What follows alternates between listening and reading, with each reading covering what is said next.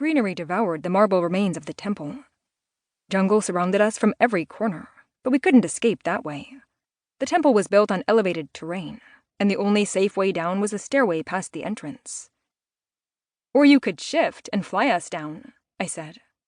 Adam was a hybrid, which meant he was a badass mage who could use a variety of magic, including shifting. Hybrids were rare, but not impossible to find, though Adam was the only one in existence who could shift into a phoenix. Never again. He sounded like my suggestion of riding a giant bird composed entirely of sharp claws and magical fire was a bad idea. It's been a month. Your control has increased, but you still need to learn to rely on your magic. It's a habit. My control had increased, but not enough to dispel my wariness of casting anything. I didn't want to cause too much damage. Plus, I was scared someone would pick up on my magic signature and learn what I was, that Adam would figure it out and hate me. An orange blur leapt over my head and landed before us. The tiger growled, his teeth longer than my fingers and his fur standing on end. His two brothers joined him a moment later, followed by the temple guardians.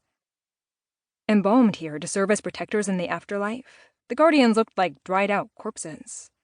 Their faces were sucked in, leaving darkened holes where their features should have been. Ancient Grecian armor adorned their bodies, the once glorious ornaments, now little more than rusted metal and ripped leather.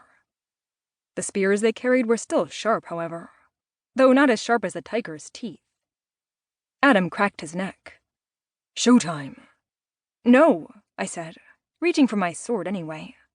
My fingers grasped air, and I growled. Adam confiscated my weapon whenever we trained together. It was enchanted to appear in my hand if I summoned it back with the ring I wore, but only within a certain range. "Clear the entrance and let's get out of here." "Sophia." "Tigers are endangered. We shouldn't be killing them." "Right now, we're endangered," he said, shooting me a firm look. "If you really care, just knock them out." How would he feel if I knocked him out? Wind swirled around my fingertips, making my pulse race. Usually my magic came out in destructive bursts, giant waves of fire or wild tornadoes. But thanks to Adam, I learned to keep things small. Unfortunately, I wasn't good at finding a middle ground. My attacks were usually either pure destruction or love taps. I eyed the feeble structure sheltering us. Most of the temple had succumbed to the jungle, but there was still a good chunk of ceiling. If I hit too hard, the shockwaves could cause it to collapse on us. The tigers were tired of waiting, their bodies dipping into a pounce. Without a second thought, I shot a burst of wind at them. The concentrated air hit one of the tigers, and it flew back, crashing into the guardian behind it. A moment later, they both got up and shook themselves off. "Not enough power," Adam said, his fingers reaching out to brush against mine. I fought the urge to hold his hand.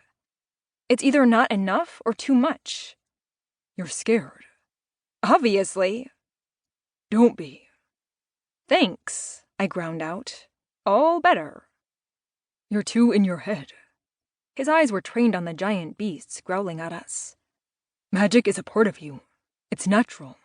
Let it flow according to—" "Your will," I finished. "You've been saying that all month." "Yes, but we haven't been in danger all month. I notice you work better under pressure." "Yeah, I think I made that clear whenever you kicked my ass." Adam had been training me at his home, a private estate in France, where no one could walk in on us. We did a lot of sparring. I'd improved quickly under the threat of deadly ice spears and fireballs being hurled at my face, but my fear of hurting him hindered more progress, so he'd always come out on top. I gulped, as images of Adam being on top entered my mind. "Should I run toward the tigers?" My head snapped toward him. "What? No!" "You saved me before. You can do it again."